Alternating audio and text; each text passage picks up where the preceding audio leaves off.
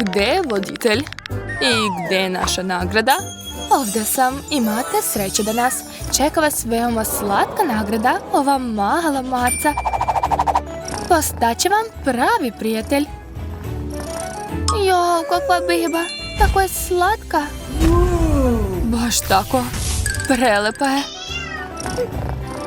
Da biste dobili ovu macu, morate je dobro nacrtati.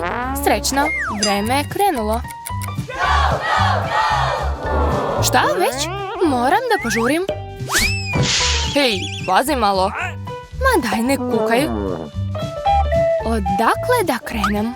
Moram dati sve od sebe. Jako želim da dobijem ovu macu. I već znam kako da pobedim. Samo od jedne reči ću napraviti najbolji crtež.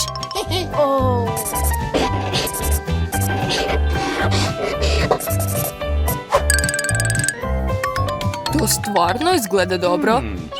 Mislim da ću i ja uspjeti. Nešto očigledno radim pogrešno. Moram da vidim. Aha, sad ovako. Ovdje crta i šapa. Evo ga. Ne, to je užasno. Ne sviđa mi se. Prokletstvo, to je bio moj jedini papir. U redu, morat ću da